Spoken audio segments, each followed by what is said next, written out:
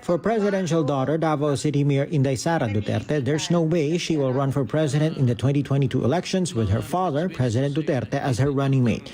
This as her father's allies continue to push for him to run for vice president. Mr. Duterte is constitutionally barred from any other term for president. The chief executive had previously called on Mayor Inday not to run, insisting that the presidency is not a woman's job. It will never happen na merong Duterte. And then, sinabi naman na yun PRD kung ano yung mga reasons niya bakit ayaw niya akong tumakbo president. Last January, Mayor Duterte already thumbed down calls for her to run for president despite leading pre-election surveys. But now she admits she is revisiting the idea.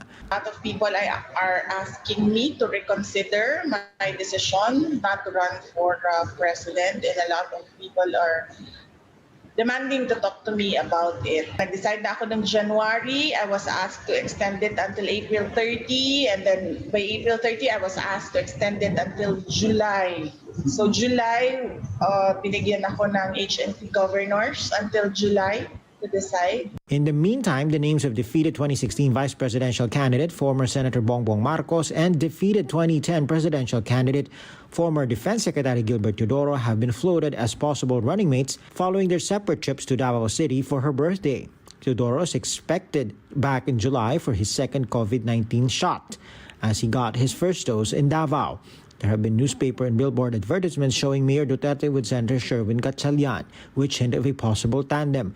But Mayor Duterte would rather think about whether she should even run for president first. Well, all of them are my friends. Ang dami-dami kong kaibigan from 2010, from 2016, from 2019 na elections. So, lahat sila mga kaibigan ko. Siguro mag-decide muna kung tatakbo ba talagang Pangulo bago pag-isipan ang Vice President. Okay. But I'm happy na sila, mga kakampi ko sila. Mayor Duterte acknowledges skepticism that there is a political script that she will eventually run for president, as critics liken her to her father, who first demurred but eventually ran and won the presidency. But she denies this. Yes, walang script. Ngayon is pinag-iisipang maigi yung desisyon dahil hindi siya madaling trabaho na gawin. In recent days, Mayor Duterte figured prominently in the news after a media exchange with Vice President Leni Robredo, who is considered to be another contender for the presidency. But Mayor Duterte says she has no quarrel with the Vice President. Mayor Duterte explains she usually doesn't talk unless her name is mentioned, but this time around she felt she had to speak up for the private sector and medical community of Davao. In her recent interview with the Vice President observed that Cebu's medical community actively worked to address its COVID outbreak, and suggested that the Davao medical community could pick up the same approach. Lugi-lugi na nga yung mga businesses, but they still ask us, and they still go out of their way to help the city government of Davao sa COVID-19 response namin dito. And yung parang ini-imply na inactive yung medical community dito sa Davao City, which is totally false, kasi they have been silently suffering since March of last year, no? And hindi ko i-defend itong mga sectors na ito.